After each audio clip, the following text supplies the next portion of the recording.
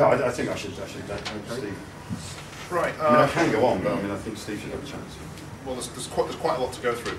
Draining activists. I think 9/11 Truth invigorates and outrages activists. I was something of an activist, and I can't really call myself an intense activist beforehand, but I'm more of an activist as a result of 9/11 Truth. And I think that those people that we're talking about before, who are Americans, who are pro-American no matter what, will bring their loyalty into question now that we, truthers, and they can as well if they study the stuff, know that the government is actually murdering Americans and not just foreigners. I think there's a very big difference between the American government, especially from those nationalists that the American chap was talking about.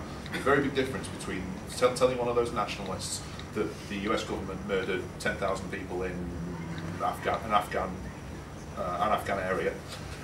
There's a very big difference between saying the US government murdered 10,000 people there and the US government murdered 1,000 people, 1,000 Americans in a major American city on 9/11. Huge difference there.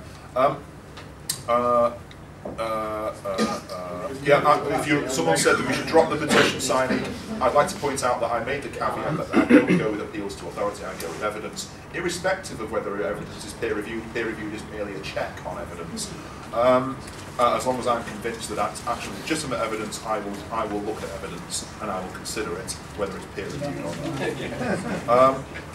And we have some peer-reviewed journals, by the way. We do have some peer-reviewed articles, by the way. 14 points of agreement, and the Thermite paper, and then there's more. And the Bentham Journal of Chemical Physics doesn't just produce four per month. It's actually 4 per year. It actually has lots and lots of other subjects within it. There are the Bentham Open Journal of at least 50 other subjects. And there's journals coming out with those all the time. It's a centralised organisation around dozens and dozens of journals.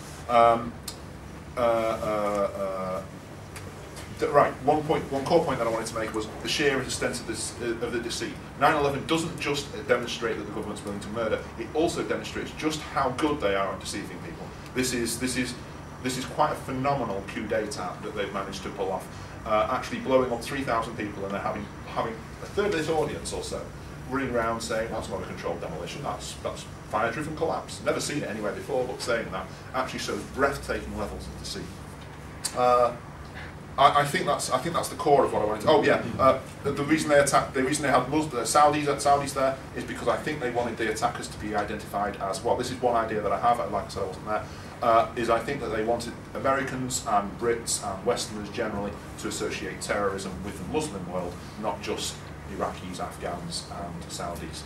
I think they were really specifically looking after a regional war, which is, if you look at it, Libya, Palestine, Afghanistan, Iraq, it's a regional conflict. It's not just the US versus Saddam, and it never was planned as that. And I think they'd have gone into Iran by now. Possibly more likely to have gone into Iran if they hadn't have been discovered as being the perpetrators of the 9/11 attack. Okay, next. Okay, can I just possibly respond to the thing about the loss of activists and whether the conspiracy theory is actually doing damage to activism?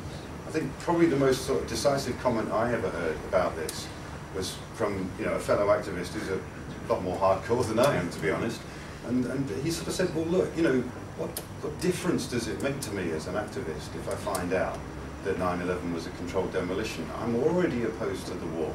I'm already doing everything I can. My mates have gone to Palestine to try and sort of like defend the Palestinian people there who are being attacked. What would I actually do that's any different if I found out that it was a controlled demolition, other than just trying to persuade others that it was a controlled demolition? What action do you take once you've actually found out that it is a controlled demolition, other than that you're already doing? I don't see why it's crucial to anybody's identity as an activist to believe that it was a controlled demolition. All the shit that they brought in afterwards, yeah, is a problem, of course, but we're already opposed to that. So, what do you want me to do if I suddenly become a truther? What demo would I go on? Other than one to try and recruit more truthers, what would I actually do to try and make the world a better place? I'm happy to see the 9/11 Truth movement integrate completely with mainstream anti-war movement. I'm completely happy to see that happen. The idea is that when you're talking about 9/11 Truth, you're not just talking about the malice and criminality of the government. you're talking much more about the way they control minds, and it becomes so much more obvious when you see the sophisticated mechanisms they've used to do that.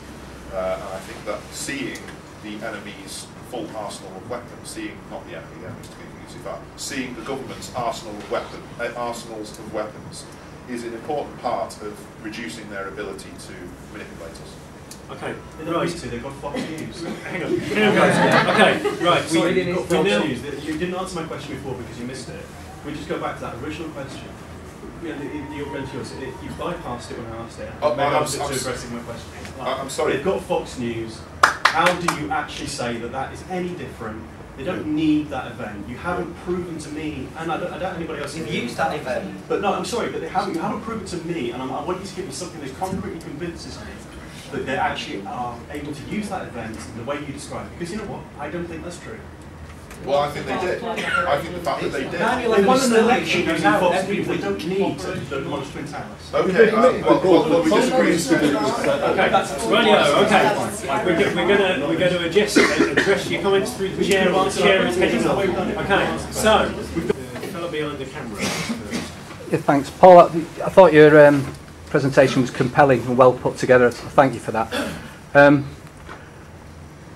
You couldn't understand why they had to do 911, and you've got to see the bigger picture. It's not just about, well, of course it was about going into Afghanistan, of course it was about going into Iraq, and subsequently we're going into Libya with little or no resistance from the British press.